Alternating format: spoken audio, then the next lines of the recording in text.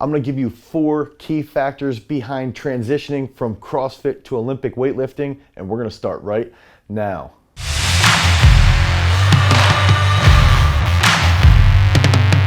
What's up, everybody? It's Dane Miller from GarageStrength.com, and if you want to be an absolute freak athlete, you want to be explosive, you want to get stronger, you want to be a really good Olympic weightlifter, make sure that you like, you subscribe, and you ring that notification bell so we can help you become a champion. So with the rise of CrossFit, we've been fortunate enough to take a couple different CrossFit athletes and develop them into world-class weightlifters.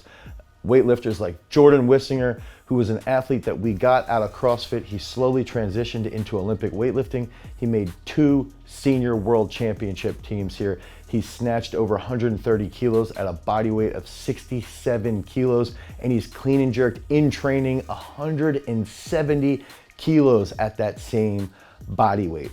Another specific individual is Jules Riado. She's a lifter who now competes for Catalyst. She trained here at Garage Strength for over 3 years, and we took her to snatch 106 kilos as a junior, and she ended up winning the junior world gold medal in the snatch portion of the competition and ended up getting silver overall. And finally, Colt Armstrong is another weightlifter that we train here at Garage Strength, who has snatched 155 kilos in the 102 weight class, and he has come to us from CrossFit.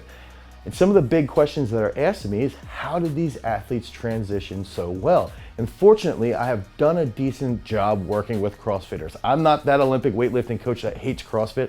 In fact, I think it's a tremendous sport, it's phenomenal, and CrossFitters are absolute animals, they're beasts. It's a very difficult sport, and that's one aspect that I love behind it, is that brings that attitude. Those athletes bring that CrossFit attitude into the sport of Olympic weightlifting.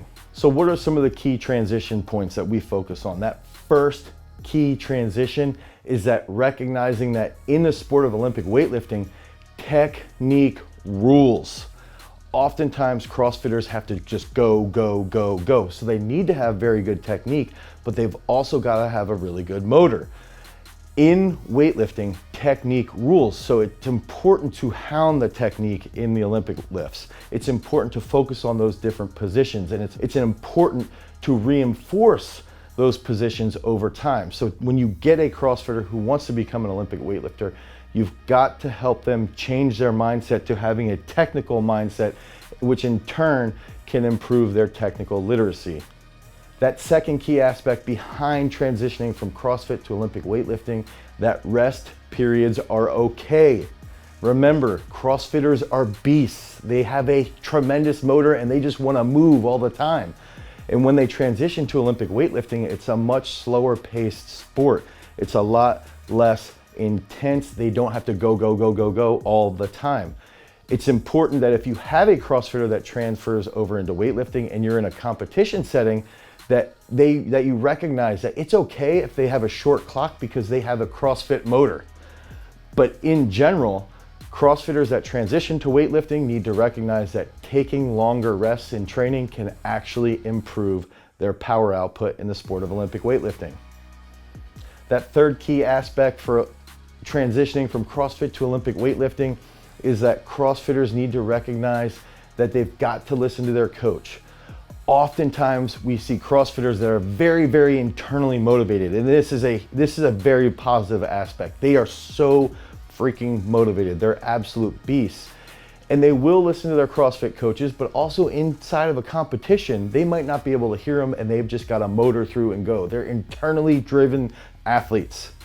So to a point, this tempo gets slowed down a little bit, and they've got to try to be a little more aware of the goal behind training, the goal behind technique, the goal behind their strength gains.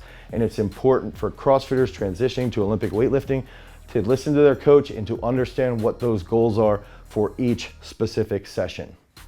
Before we finish, we utilize all these concepts inside our parabolic periodization programming. If you're a CrossFitter that wants to be better at Olympic weightlifting, you can click on the link down below, head over to GarageStrength.com, and you can pick up our parabolic periodization book and course to help you enhance your Olympic weightlifting technique. That fourth key factor is CrossFitters should never lose their grind capability. CrossFitters grind as much as wrestlers, as much as distance runners. They are absolute studs. They constantly handle a ton of stress.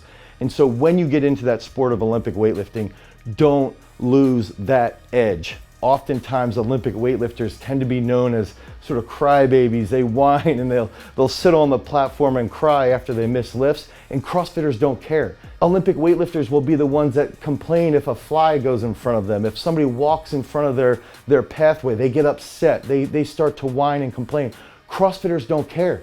They can deal with distractions. They can deal with a whole bunch of chaos going on around them, and CrossFitters that are transferring to Olympic weightlifting, do not lose that grind, because that's what's going to help you become a champion in the sport of Olympic weightlifting. If you want more information about Olympic weightlifting based training, you can click on this card right here. Until next time, guys, peace. God, I'm so good today.